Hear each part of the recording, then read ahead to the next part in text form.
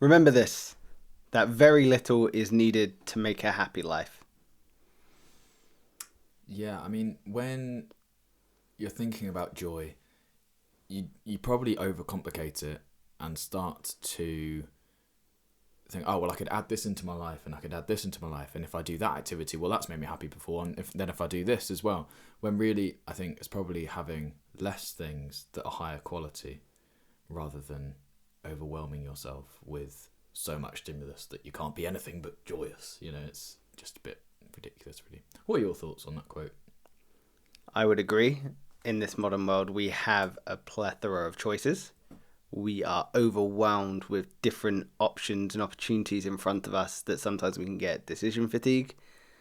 I think that quote from Marcus Aurelius is just reminding us that it's a good idea to just take stock of what we have.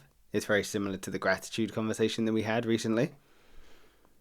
But it's just remembering what you have in your life and choosing to be grateful, choosing happiness, choosing joy, and being grateful for what you have rather than striving for more, which is something, again, we're always told that we need. With that in mind, of taking stock of what you have, what is something small that reliably brings you joy? Weirdly, my brain didn't jump immediately to work. It jumped to the very occasional time I make dinner for Soph. Like something small, but I enjoy doing it. And I think the fact that I do it so infrequently is probably what makes it joyous, because she's surprised when I do it, which is really bad because obviously it should be split at best. But if anything, I feel like I should be doing more. But yeah, no, I really enjoy not I hate cooking, but the process of saying, "Oh yeah, I made you dinner, by the way." Oh, cool, thanks. I mean, it's never the meal that she would have wanted, so she usually ends up going to Tesco's or somewhere else anyway. But it's just that surprise. I like that. I like giving people surprises. So yeah. You like showing love and caring for people. Yeah, it's interesting. It's a completely different satisfaction to. I've just finished editing another video. So I do really enjoy it, and I obviously do that every day. And they're like small, but that's sort of my constant. It's like that keeps me happy on a consistent basis. Whereas something I can reliably go to keep, like, just to have a dopamine hit would be just like surprising. Like I cleaned the kitchen the other day for her, like that was really good. I was like, I got that surprise. That was what I was after.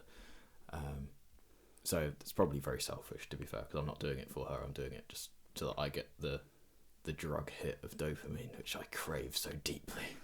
But yeah, that's probably my small little thing of joy. What are the things in your life that bring you? Well, before I answer that, I'm curious.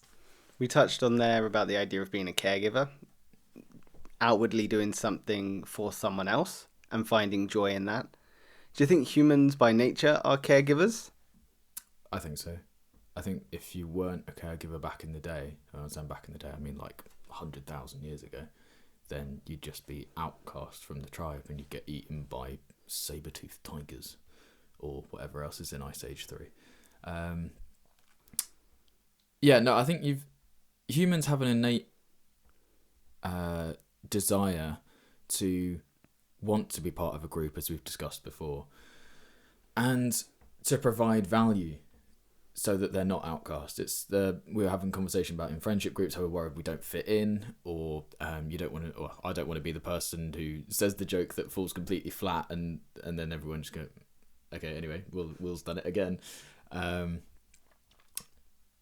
So I think people really want to be in groups. They want to provide value and they want to care for people when needed. And I think, I mean, we could get into maybe more about the motivations behind that.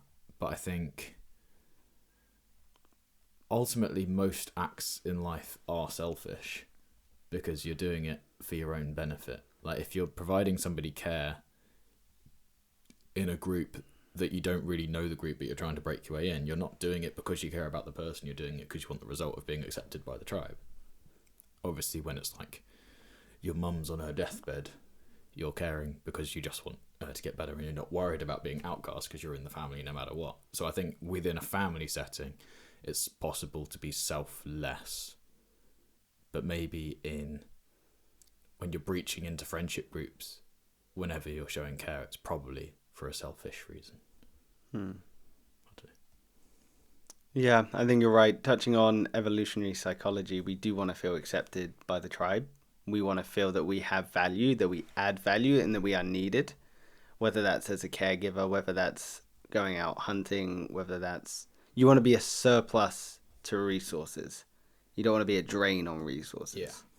That's what you want. So I think as we've developed through the world, we've become a lot more intrinsically motivated rather than externally motivated.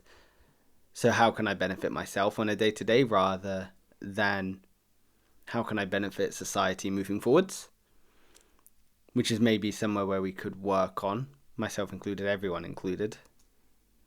But I think at a whole, at our core, although we've deviated, I think we are caregivers. And I think we are innately empathetic towards each other. And I'm curious as to how much joy that brings also on a evolutionary level, psychology level of caring for someone, bringing someone else joy. Does that bring us joy? I think it's friends that touched on, is there a selfless good deed? And I always wondered that as a kid.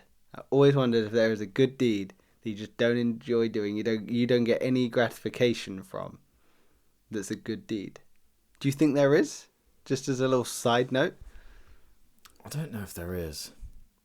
I likewise saw the Friends thing, and was trying to think of one immediately. I was like, I'm going to beat the writers of Friends. I'm going to find the one thing that they've missed. And unless it is the caregiving of an ill family member, I don't think there is. Because you're not doing it for you at that point. No, I would agree. I believe that the action, the actual task, can be selfless. You can not enjoy the task. But when you're caring for someone, I believe that does exhibit positive responses in you internally. Unless, of course, you're narcissistic and you lack empathy. Doing something for others will often bring you joy. And I don't think there's any shame in that. I think that's a good thing. Yeah, I think actually it's probably baked into our DNA. Because we wouldn't survive as a species if we didn't care about the people around us.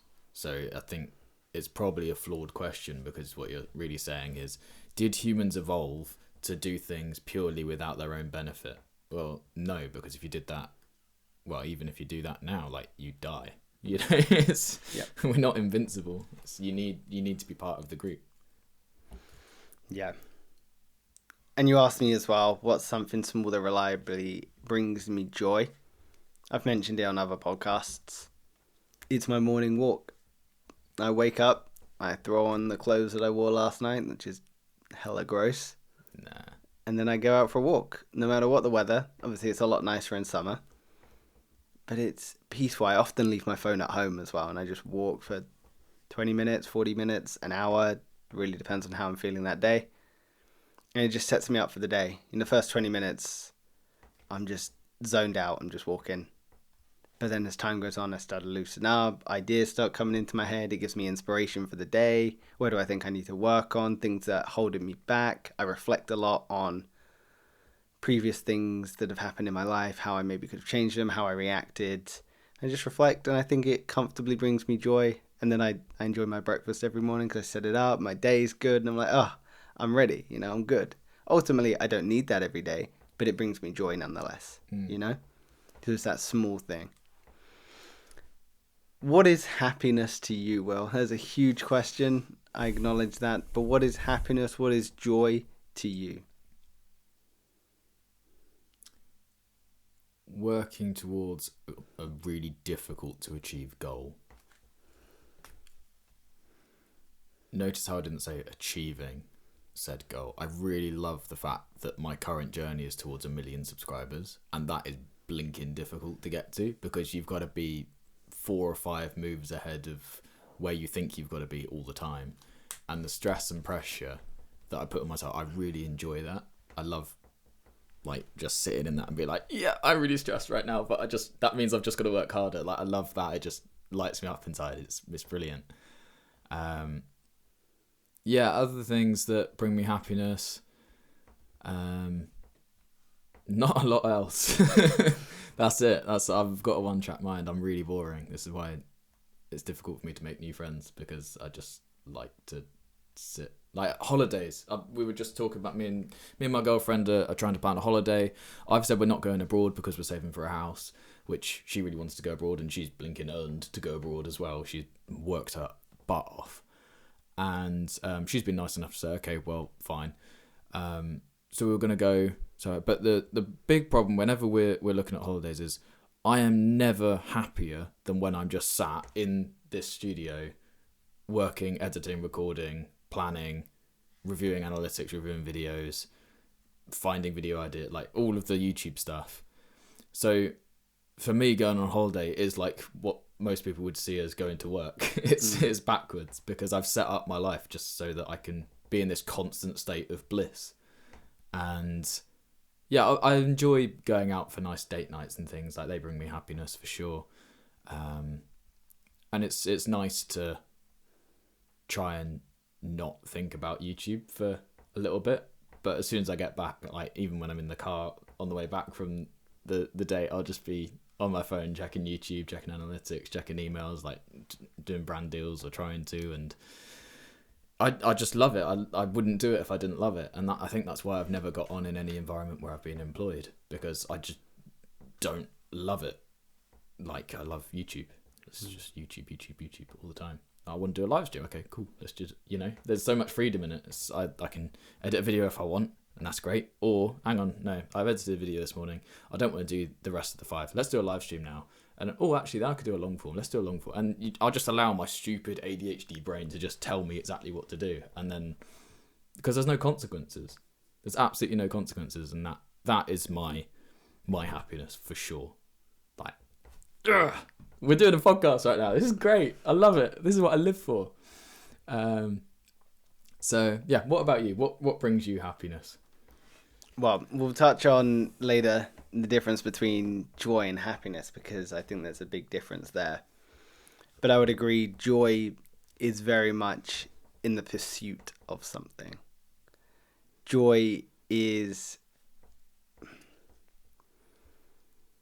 not fleeting. Joy is a state. You are joyous. Happiness, I believe, is an emotion. It can come the same as sadness.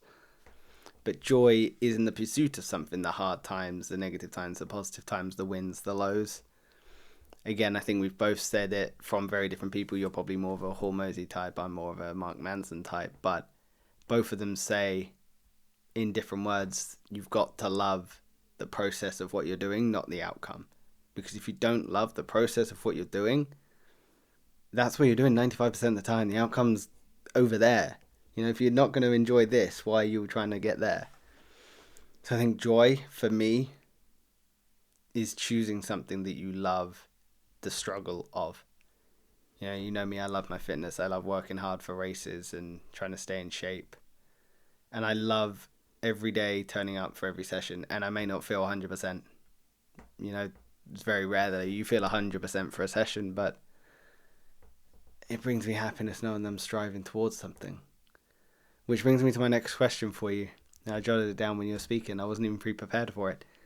Can happiness exist, or joy exist, without a goal?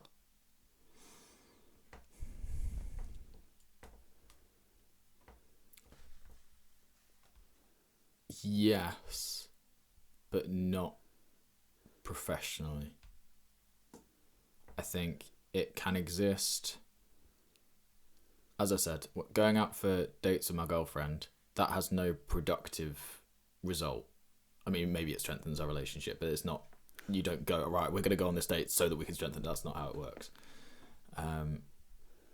what you feel when you're on that day is happiness. Therefore, you have achieved happiness without having a goal. So I think that is possible. Joy, if we're talking about joy as an underlying, I believe you put in your podcast notes, because I did look through them, that it's more like the climate rather than the weather. For example, in a desert, you would have, it's hot, and then day by day the weather would be, yeah, it's hot, but it's also windy today, or it's not as hot today. It's that's how I interpreted it. So as an underlying thing, I think you've got to be driving towards something. I mean, obviously that's my personality as well. I'm a very driven person. I like to think, and I have found myself always working towards a goal, no matter what it is. Whether it's learning guitar, it's always like I can't just learn the basic song. I have to learn the most complicated version of the song, because I don't just want to settle for the easy thing that I could do and just replicate. I like to, go the extra mile to achieve something more difficult, and I love that journey of, no, I am going to practice this until I get it.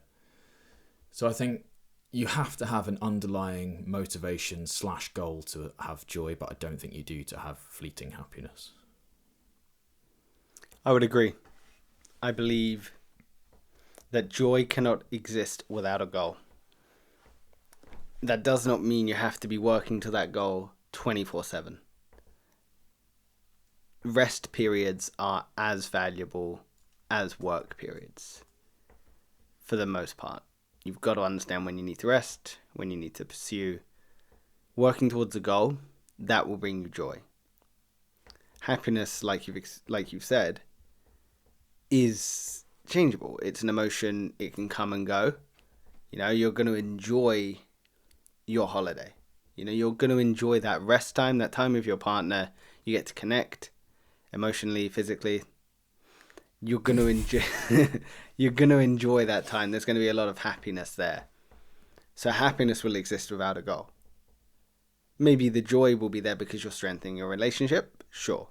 But if you're talking about joy in terms of progression within your career or life aspirations, then right at that moment, there's still going to be joy there because you're taking time off. You're probably refilling your inspiration bank, but happiness will exist in that moment because it's the emotion that you're experiencing. Joy is the pursuit. That would be my breakdown. So we'll skip down to joy versus happiness, because I think that's very important. So I've got a quote here. Happiness depends on conditions being perceived as positive. Joy does not. So again, very similar to what we've been trying to say and what you said very well. Joy is the climate. Happiness is the weather. It's the day-to-day. Joy is where you are in a state, I believe. Joy is linked to purpose and fulfillment. Do you feel you have a lot of purpose at this point in your life? Yes. But only because I have a massive end goal. So I don't feel like, I know it sounds mental and like people say whatever they want about it, but I genuinely don't feel like I've achieved much so far. I feel like I'm only just getting started, because my end goals are to, as I've said before, generate an unignorable amount of money for a charity that I believe in. So have I done anything towards that so far? No. Therefore, I haven't even started on achieving the goal, really. I've started to build up a bit of influence, great, but unless that continues, I've not achieved my goal. So do I have purpose? That was the question, right? Yep. Yes, I have a sense of purpose because I'm working towards that thing. As soon as I stop working towards that thing, it's like I have nothing. I can't even fathom what that world would be like where I'm not working towards this goal. I'd feel like I'm just wasting time. Can someone's purpose change? Absolutely. I think when I was training to be an accountant, my purpose was to go and be an accountant and help top CEOs with their businesses. That was like the goal. That was going to be my purpose. That was what I was working towards getting. So my purpose in the short term was to get as good as possible so that I could provide the advice that was necessary to achieve that. Then it changed. It's like, okay, I'm no longer an accountant. Actually, I don't really care about that, so I'm not going to focus on that. What's my purpose now? My purpose is going to be back to what I want and what I believe in, and that is raising all this money for this charity. But I've got to get to a big enough. I don't want it to be little £1,000 donation here, £1,000 donation there. If I did like an event every month or every other month, because I could go and do, like, my girlfriend's mum did a skydive and managed to raise over £1,000 for Alzheimer's, which is awesome. But I want whatever I do to make enough of an impact to where other people think about putting on these massive events that will, just because it's a solo event, would generate way more income than if you'd done like £1,000 a month, £1,000 a month. So, because that allows it to have a bigger impact long term as well, because you've inspired other people to say, right, yeah, if Will did that, then I could do that. And then if you can get like Manchester United to then put on an event that would raise money just for this charity, like, how incredible would that be? And what I'm thinking of in my head is already bigger than what Manchester United could fit in their stadium. It's like that's my dream goals. It's like, I don't like thinking small, but that's why I don't think I've achieved anything yet. Because 200k subscribers is great, but it's not 200 million. Like, what? So yeah, you need a sense of purpose. I think if you don't have a sense of purpose, you're wrong. I think everyone has a sense of purpose, but whether what you're currently doing and providing for the people around you in your life or for yourself is up to your potential is another thing. Does that make sense? Absolutely. There's that quote, which is, pure hell is when the person you are meets the person you should have become. And I think you're exactly right with everything you're saying there. With purpose, should people's purpose change is question number 1 for you. So should people's purpose change throughout their life? And you mentioned if people don't think they have a purpose, they're wrong. Would you say those that have a clear, defined, current goal, purpose, are likely to experience more joy in their life? Remind me of the first one. Sure. Should people's purpose change throughout their life? I think so. But I think there's only 2 conditions under which your purpose can change. One is your purpose is to achieve a certain goal and you achieve it. The next one is your life gets derailed, and if you just don't care about a thing anymore, then don't keep working towards it. Always work towards something you care about, but never give up just because it's hard. Life is supposed to be hard. Like, unless you are doing 100 things a day that you don't enjoy, you're probably not doing everything you can to work towards your goal. So yes, you can go at purpose at different, like, work towards your purpose and be in your purpose at different levels of intensity. As I've said, I've got a very one-track mind, so everything I do is towards the purpose of growing the YouTube channel, getting enough exposure to generate all this money for charity, not for myself. I think I said in a previous podcast, I give you £1 million the first million I make. Like, I'll probably buy a house first, but after that, sure. Like, I just, like, it can't benefit my life. The gap in earning, anyway. So yeah, I mean, if you just don't care about what you're doing anymore, and you've stuck with it maybe for a while, and like truly strength tested your affiliation with the goal I'm working towards. Look, I've been doing this for 3 months and I just don't enjoy it. It's not good. I can see another clear purpose that would suit me better. I know I could make an impact. Being careful not to go into it with naivety bias, because I can look at you doing high rocks, for example, and be like, I could do high rocks. If I can do it in 1 hour 10 or 1 hour 9 or whatever you did it in, then I could probably do it in 1 hour 15. It's like, no, it would take me 2 hours to do that. I know it would. And I couldn't be bothered to do all the training for it. So, but my naivety bias might go, oh yeah, well, if Connor's done it and all my other friends have done it, then I can do it and it'll be fine. It'll, like, I'll just go in it, like, I'll be in it and I'll do it and everything will be fine. But 3 weeks into training, I'll be like, yeah, I'm only going to get like 3 hours on this thing. I can't do 100 wall ball squats, and I can't even move the sled that's 150 kg, and my back hurts. So but you've got to be careful about that. But providing you're not going into something with naivety, but obviously there's an element of you've got to push through the bit that's hard. With no matter what you do, so many people start something and then quit, start something then quit, start something then quit. So don't do that. And that, in theory, that is your purpose changing, but you're just never going to achieve anything like that. But your purpose, in theory, is changing all those times. So yes, your purpose can change. They are the two moments. And your second question, sorry, I went on a bit of a rant. No, that's right. Second question is people that don't have a clear defined purpose, do you think they find less joy and fulfillment in their life than those that have a clear and defined purpose? I don't know.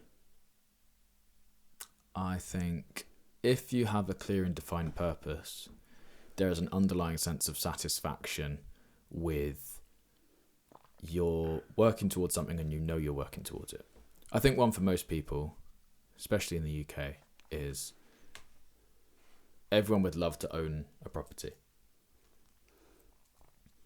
It's not something that everyone is working towards with everything they've got all the time, because people go out and buy £5 coffees, which, by the way, I think you should be shot if you buy £5 coffees.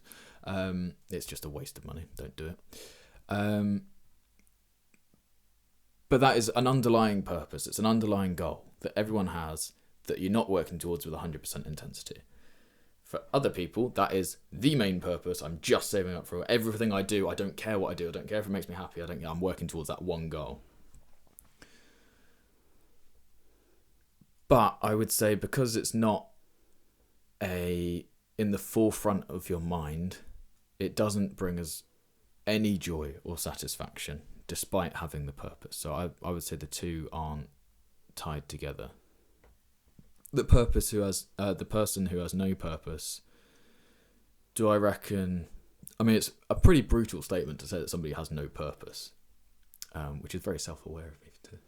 I'm not normally that what's the word? Empathetic, that's it. Yeah, I don't really have any empathy in my life. I think if you're suffering, it's your fault.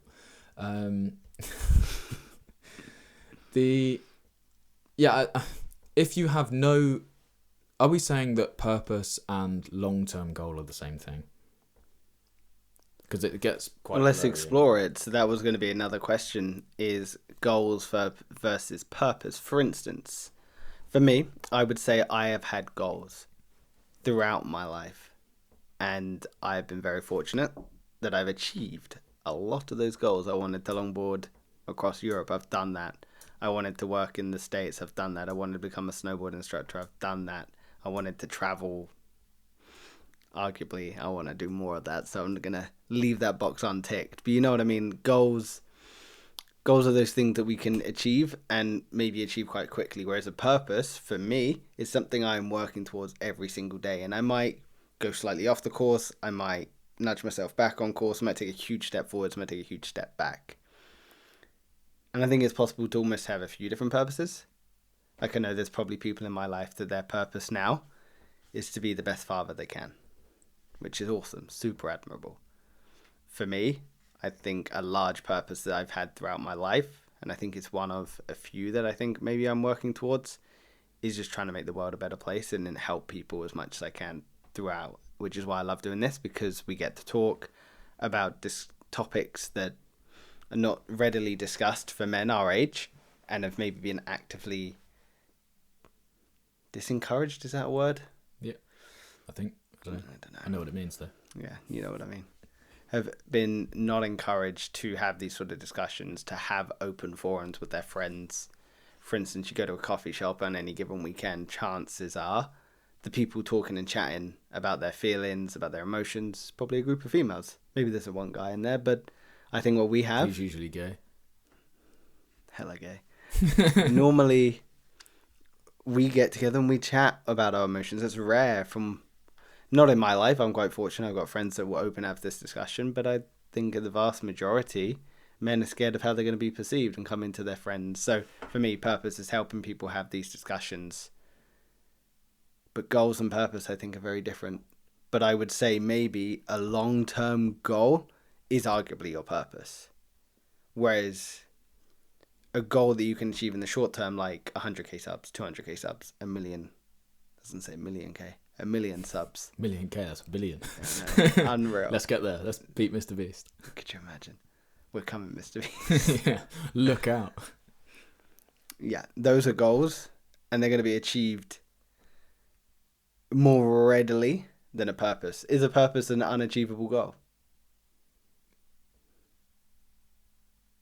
I suppose it could be, but it doesn't have to be. I think purpose is a lot more loose. Maybe loose in its definition, but solid in its foundations. Yeah. What I mean by that is you are clear on your purpose because you're working towards it. I am clear on my purpose because I'm walking towards it, but trying to define it as clearly as a goal could be a little bit more challenging. Yeah, definitely. I think the purpose is the working towards, and the goal is the thing you achieve from your purpose. I like that. Does that work? Does that line up with what you just said? Yeah. I think it does. We don't have to agree on everything. This is true. We disagree on quite a lot of things. This is also true. I think you're wrong. So I think the people without a clear goal therefore struggle to work towards it, meaning that it's difficult for them to have a clear purpose. But that goal doesn't have to be financial. It doesn't have to be personal. It doesn't have to mean anything to anybody other than the individual. So it could be somebody's purpose just to achieve the highest score on Call of Duty. That could be their purpose. That's what they want to do. But then that seems to me, that seems hollow. Does your purpose have to involve helping other people in a way? Or can your purpose be entirely self-serving? I think a purpose could be entirely self-serving. Absolutely. I don't think a purpose has to benefit others. I think it should. It doesn't have to.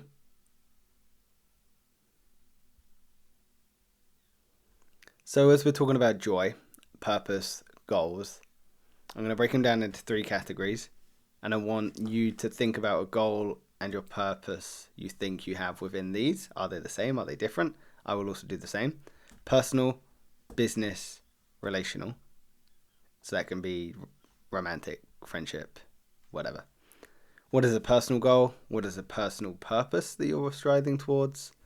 Business goal, business purpose, relational goal, relational purpose. Do you have any crossover? I'll give you time to think.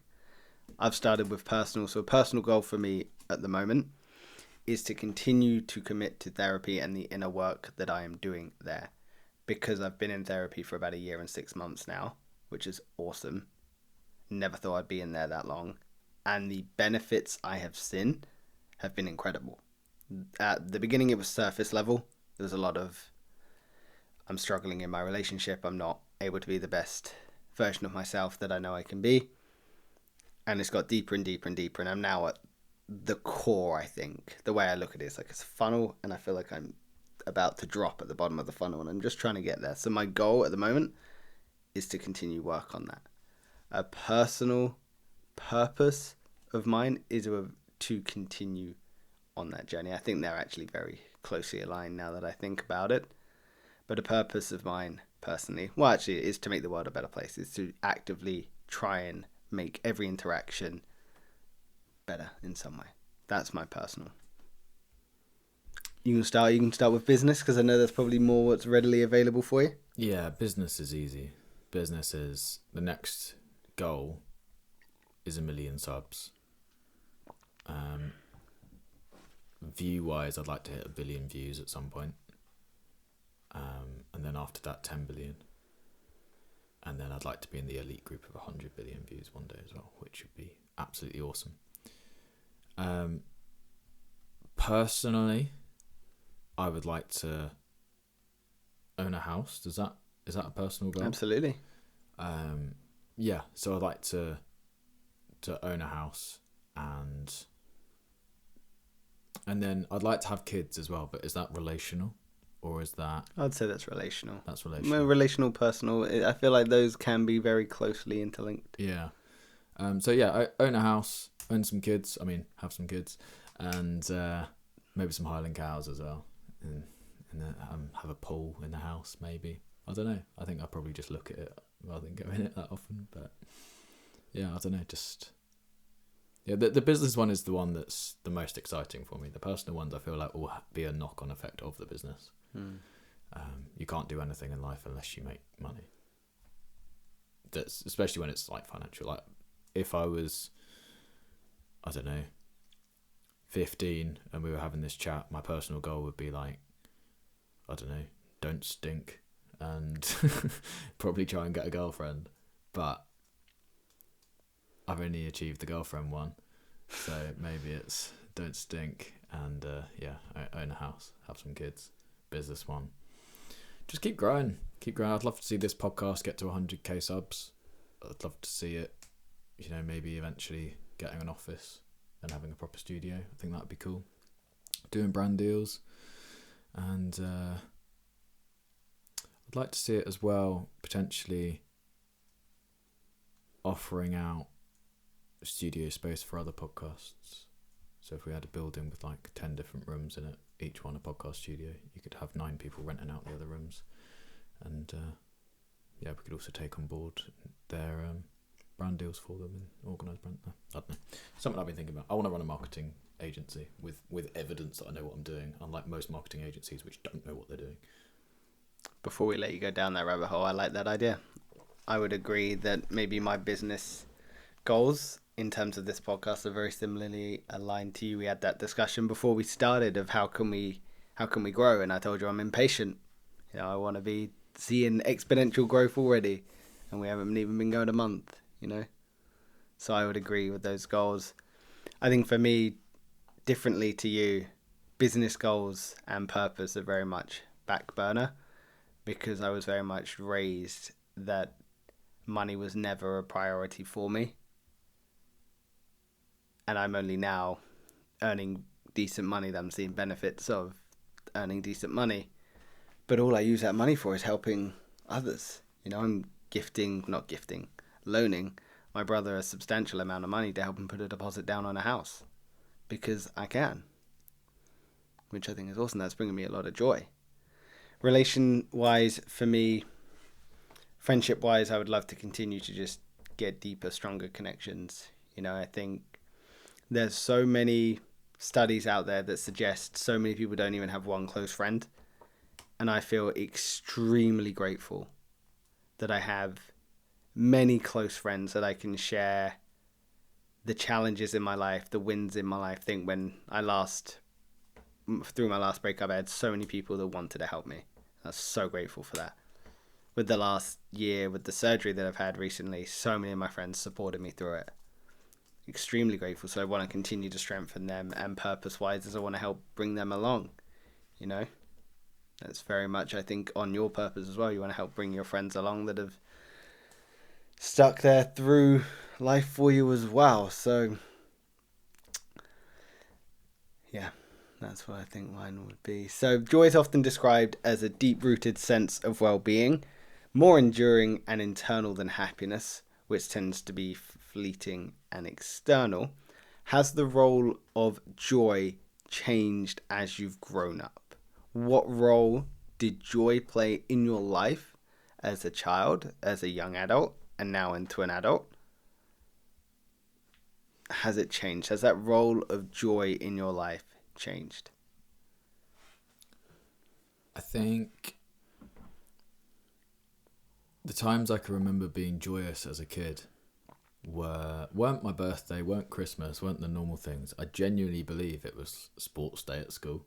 I just loved it. The fact that I could be at school, I was quite good at sports day, so I would be like in my element and not have to be in class, be outside, like get to sit on grass. Like it might be a commonplace thing now in schools, but when I was going to primary school, sitting on grass during lesson time was not something you did unless it was sports day.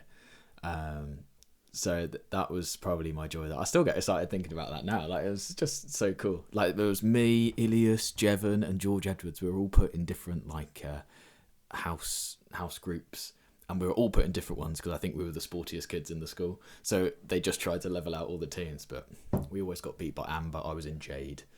Jevon, I believe, was in maybe he was in Amber as well. I don't know. Maybe it's in Topaz. These are very odd colours or gems. They're gems, yeah. Ruby, Amber, Topaz, and Jade. I was putting Jade, and we won, I think, 2 years running. Then I think Amber took over, and then I think we maybe won. Year 6 was the one that you wanted to win it, because that was like the last one. That was going to leave the legacy in the school, you know. And I can't remember who won that one, which probably means I lost it, which is really annoying. I hate losing. And then I decided to take over the world and become a massive YouTuber just to get back at them. Anyway, so that was, as a kid, it was sports day. Now it's like really adult, boring stuff. It's the first was, can I move out? That was a nice one to achieve. That brought a certain level of joy and independence. And also wanting to be self-employed with every fibre in my body. It's very difficult to be self-employed when you're still living under your mum's roof, because the whole time she's saying, like, is it time to get a job? Like, is this going to work? Whereas when you're under your own steam, it's like, I don't have to listen to anybody. As long as I can pay my rent and I can pay my bills, like, it's me that takes a hit on everything. So nobody can tell me what to do. And that is particularly liberating and brings a certain level of joy. And then, yeah, it's just working towards bigger and bigger goals. I find it exciting, the fact that when I reached 100k subs, that's not the end. I love the fact that, okay, so I can just level up the goals. Like, it's like pulling a ratchet. It's like you try really, really hard to get it up to the next tick, and that's hitting 100k. Then you put really, really hard to get this to the next tick, that's 200k. And I love just cranking that ratchet as much as possible. And like, when I get to 1 million subs, can I get to 10 million subs? It would be so cool. Like, just keep, okay, we'll now get to 100. Like, KSI did a podcast the other day, and he was saying he wants to try and take on Mr. Beast in terms of subscribers, and everyone around him was like, he's got a team of like 500 people, and it's like, yeah, I could do that, and I can just bring more to the table. Like, why not? Let's just do it. So I'll be excited to see that journey on how he does, and I've already seen the quality of some of his videos improve, which is really interesting. But I think I can spot storyline plots in those that aren't good enough.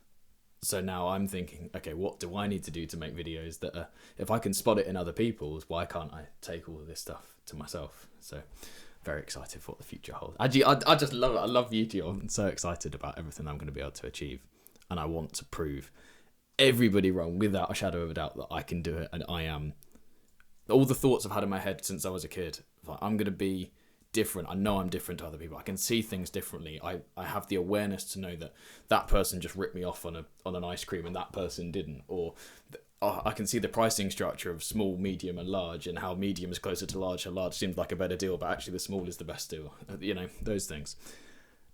So I want to know that I had the path of thinking from a very young age, that I was the stupidly successful one. I love it. The problem is my brother's probably going to become a billionaire before me, which is super frustrating, but I'm proud of him either way. And my other brother as well, he's going to do big things in graphic design, I would assume, with AI and magic. But yeah, all of these things just bring me joy. Like, I love it. Just working towards hard goals. What about you? How is joy different from when you were a child to now? Good question. I think as you grow up, you take more of an active role in cultivating joy. What I mean by that, when you're younger, you are allowed to express yourself in whatever way you see fit. Hopefully, the vast majority of people were taught to explore whatever avenues they wanted to. And I think as a kid, as a child, I'm talking about, you find a lot of joy, a lot of happiness in a lot of things. You're very excited. There's lots of shiny things around. You want to try them. You want to do them. And that's awesome. And then as you get older, you start falling out of the almost societal habits and norms that are put in front of you, like sports clubs, schools, after-school activities. People start moving on with their life. So I think you have to start taking more of an active role in cultivating joy. And I think you have to take more of a role in understanding what brings you joy and why it brings you joy. Ironically, a lot of things that bring me joy now as an adult are things that brought me joy as a child.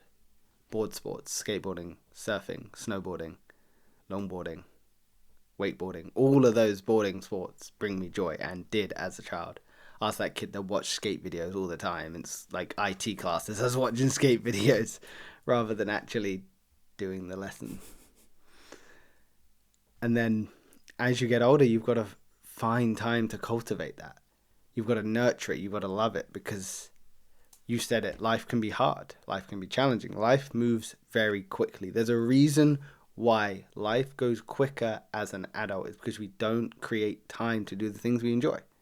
And if every day is the same and you don't create those moments, those pockets of joy, life is going to pass by crazy quick.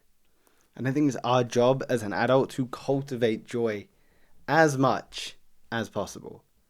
Not happiness, because that's fleeting. That's an emotion. It's not the goal. Joy. Create joy in your life. And a big way as well, obviously I've mentioned external, so activities you can join, clubs you can join. But I think a great way that people can cultivate joy is joy in connection. Everything is great by yourself, but when you do it with friends, it's 10 times better, isn't it? Barney Stinson. Nothing is legendary unless your friends are there to see it. I think he says that in one of the last few episodes. Love it. Good old Barney. New is always better. The amount of times we've used that, man. So funny. Have you met Connor? That's a winner, I tell you. Yeah. When it comes to joy and connections, for instance, I'll give you an example. I've travelled to the most random places in the States. I've travelled to all the stereotypical places you would think. But I've been to some of the most random places, like Boone, North Carolina. You couldn't pinpoint it on a map. Where there's so many other somewhere in West Virginia, on the border of Virginia. All these random Georgia? places. Have you ever been to Georgia? Been to Georgia. Yeah, there's this interesting story I seem to remember about Georgia from you. I won't share it. Yeah, let's not. I'll tell you afterwards. But yeah, those are some of the best memories I have because I shared them with people. And I think that's super important. So there's a study here from Stanford. The most consistent predictor of long-term well-being was not wealth or success, but the quality of close relationships. So let's talk about shared memories. Tell me about a shared memory you have with someone in your life, partner, friends, family, that brings you joy, fills you up, and you're like, that is amazing. The most recent one, and this is to do with sharing it with other people made it better. Soph and I have been lucky enough to go like Gran Canaria, Mallorca, France, Amsterdam, Centre Parks. One of our best holidays, interestingly, was just to go to Yorkshire, and we went with my grandparents, and we've got loads of family up there. The fact that when we went up there, we were able to hang out with all these different people and catch up and have experiences, like just even something as simple as going for a walk on the beach. When you're doing it with family members that you haven't seen for 20 years, and you're going out to the pubs and things that my grandparents were going to in their early teens and whatever, or late teens, I suppose. I hope. Mind you, it's up north, so who knows? Rogden at 16. Anyway. And it just makes the experience way better because you feel like you have multiple bases as well when you're going to everyone's different houses, but also just different touch points of like intrigue and chasing and finding out more information about their lives and sharing the experience, seeing their faces light up in the same way that mine is when I see a new experience, or just things like golf with your nana's brother is so much better than just golf by yourself. Yeah, it's really interesting. That's the most recent one I've had. There's been lots of other ones like school residential trips. Went to New York with a great group of people. Went to New York again with my college friends as well. And it's the groups that make those things better. Not to mention the lack of personal responsibility of admin. That's the worst thing about being an adult and going on holiday by yourself is planning everything. That's why companies like Intrepid, for example, are really helpful and can provide a lot of value for people. Just Trying to get a partnership with Intrepid. yeah, it'd be pretty cool, wouldn't it? Yeah, that would be cool. Yeah, for me, a memory that I have, and it's one that I thought about because I didn't want to go with, like I said, I've got loads from the States, got loads from loads of different times of in the UK, but I wanted to pull one out that was slightly different than what those that know me might expect. For those of you that don't know, I am teetotal. I have not touched alcohol since I was 18, really. I had a couple of seasons, like one winter season where I drank, so that's 5 months. But other than that, since I'm 18, barely touched alcohol. I'm now 30. Awesome. Love it. So I don't really drink. So going to bars and everything like that is just not for me. Worked at a ski resort in Japan where there's no really such thing as like après after skiing drinks, after snowboarding drinks. I walked home one day from the ski resort, well, with the ski school that we were working, back to the chalet. It's like a 45-minute walk. And I walked one way and I was like, oh, there's a little bar here. Oh, there's a little restaurant here. Oh, a little bar here. I was like, oh, that's cool. Nice walk, cute, snowing, everything. Classic, like, cute little Japanese town. Awesome. Got home. Spoke to my partner at the time. I was like, you know what, we should do that. We should, like, stop off at different places. So we did it. The next day, we walked home and we stopped off. We had a little drink there. Water, Coke, whatever it was. A little bit of food in the next one. And we kind of made our way home and it took us, like, 2 hours. It was great. And we're like, man, that was so fun. How can we make this better? And we invited everyone that we lived with in the same chalet. And we did it. We all finished work when the ski school closed. We all walked home and we stopped at bar after bar after bar after bar. And it took us like 5 hours to get home. And it was the most fun because no one cared about getting drunk. Everyone just wanted to be together.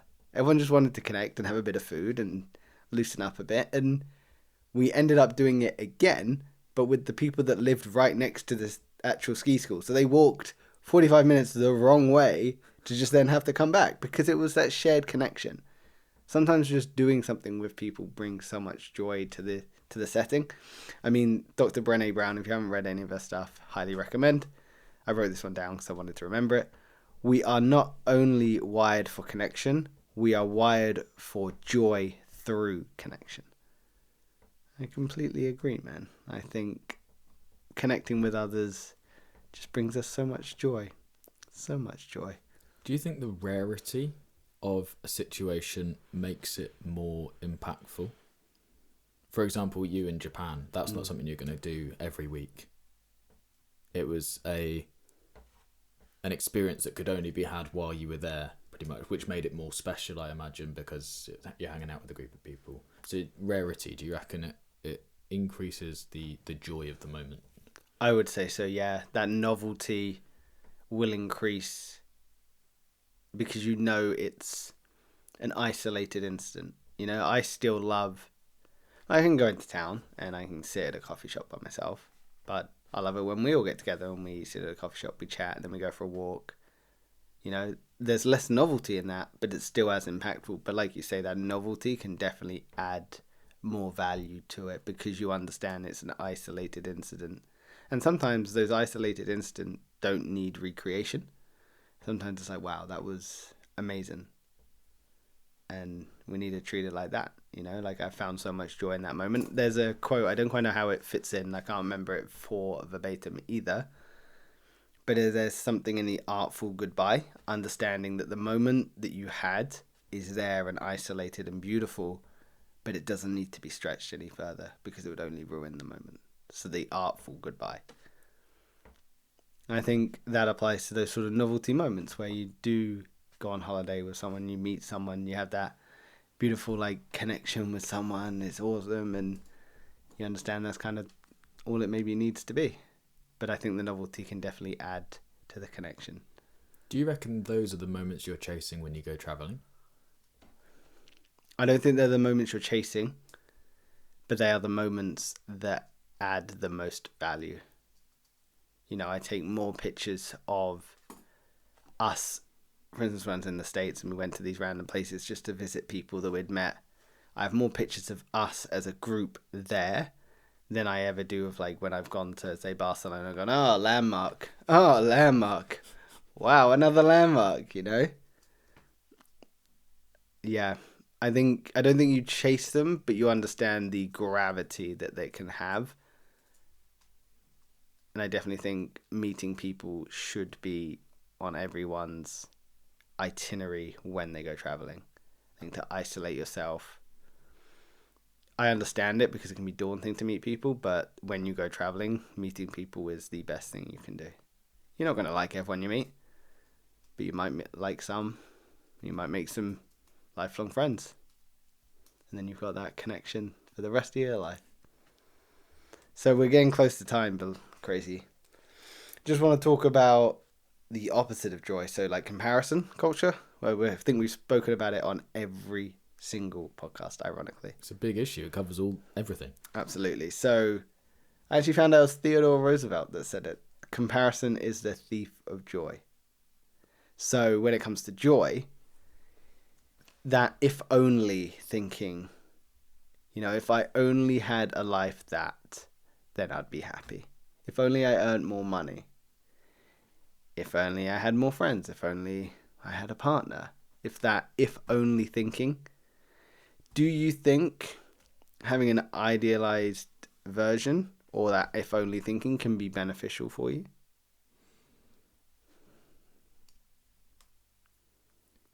No. As you were saying that, I was thinking, well, this completely blows the idea of the American dream out the water. It's like everyone's thinking, oh, I'm chasing the American dream. I want the house. I want the flash car. I want the nice pool. I want the really expensive holidays. I want to be able to fly business class everywhere, And that's all great as long as the sole purpose of that is to keep you motivated to strive towards doing the thing.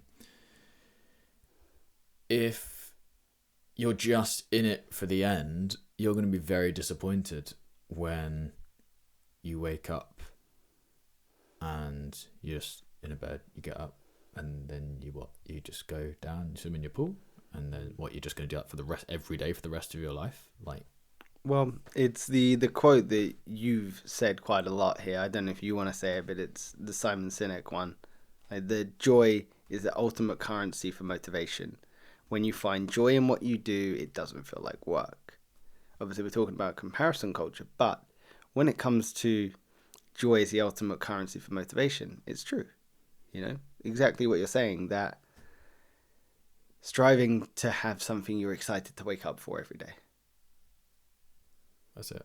And the other thing is, people want to compare themselves, but nobody ever compares themselves to the person who lives next door to them, or who, I don't know, they compare themselves. People are always looking on social media at the absolute unbelievable pinnacle of achievement. If across 7 billion people, yes, there are going to be people that are better than you. As soon as you can deal with the fact that you're not going to be the absolute best at everything. You're not going to have that exact car because they've got that exact car. You could have one that looks similar to it. Same with houses, same with swimming pools. You've got to be the main character. You've got to design your life and almost see it as you're the one that you want other people to compare themselves to, not the other way around. If I try and compare my life to The Rock, my life is terrible. But I can guarantee you have different goals to The Rock anyway. This is the thing. The other thing, I'll probably live beyond 70 because I'm not injecting myself with steroids every 5 minutes, but hey ho.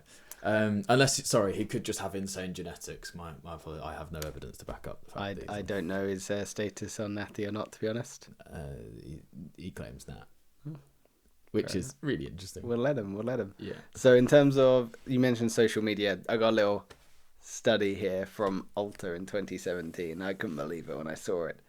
Dopamine spikes from social media use can reduce our ability to experience deeper satisfaction like joy as the brain becomes wired for instant rewards.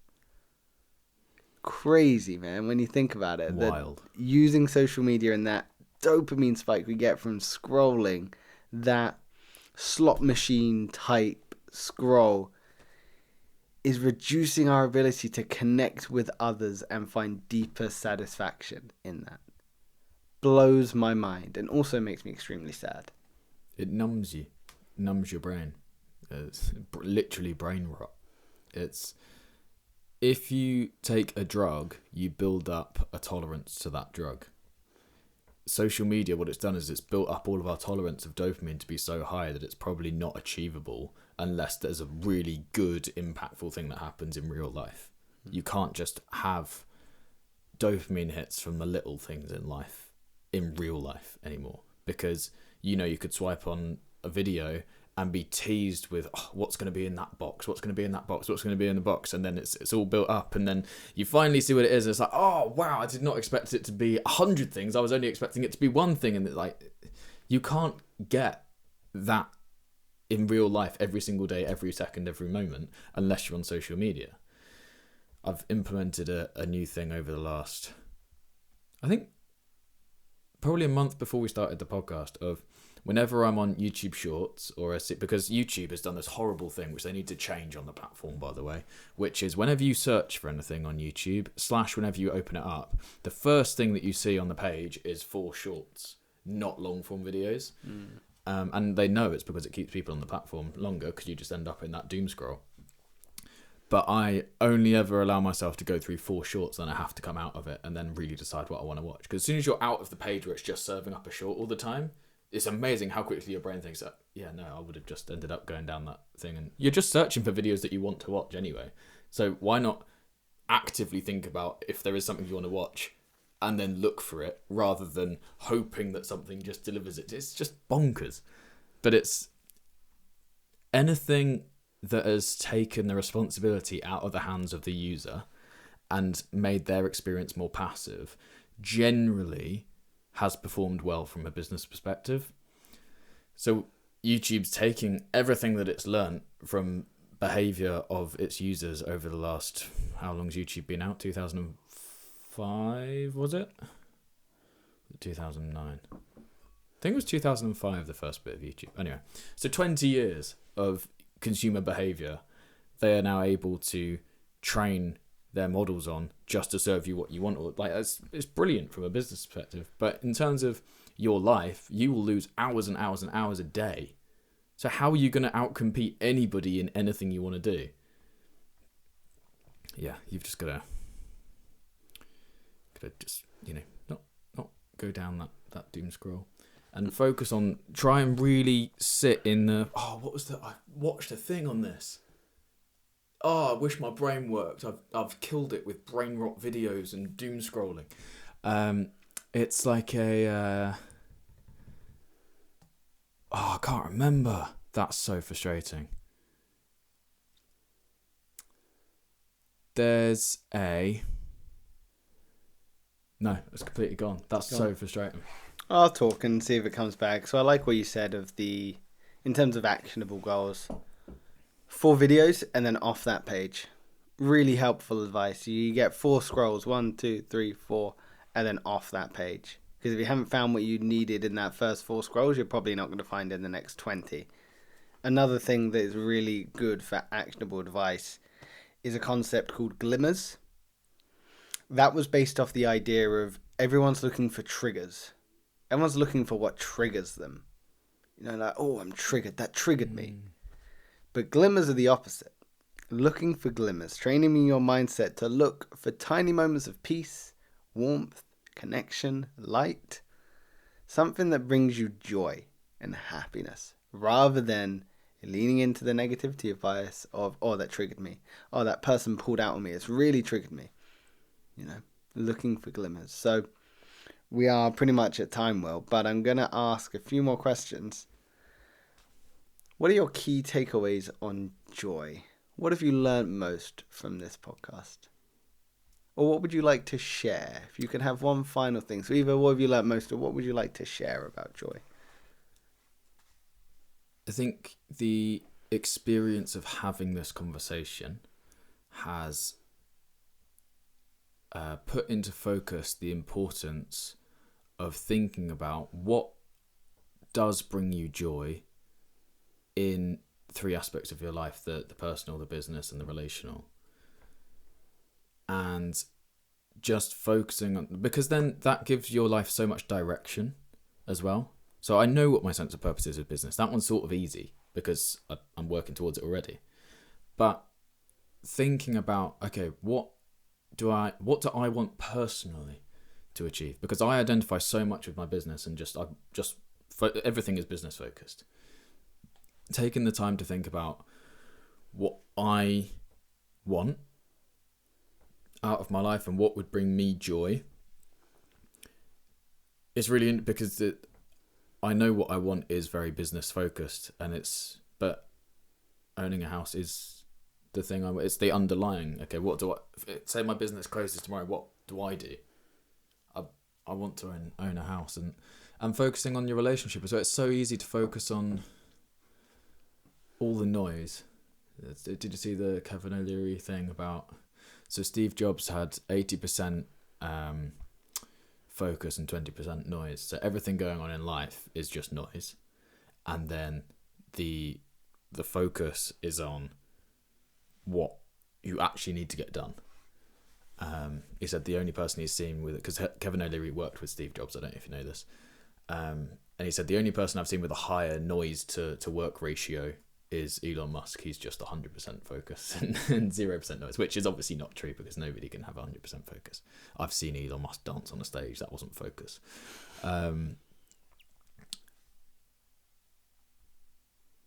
So it's very easy to, well, it's easier for me to go more on the focus side than it is the noise, but I think actually allowing yourself to have a little bit of noise in your life is helpful, and just think about the stuff that isn't optimized for the number one return on your time investment. Wow. It's but I enjoy business, so I'll go straight back to that after this podcast. But it's been fun to just take an hour and chill out, have some fun. What about you? What have you taken away from this podcast? Just reminding myself that joy and purpose and fulfillment are so closely interlinked. It's those days where you maybe feel a little bit aimless, a little bit lost, a little bit disconnected. Having a clear purpose, a clear goal to strive towards will very much help that. And also the reminder of the importance of close connections in my life, and the idea of isolation is not a good thing. We're social beings and we need to find joy in connection.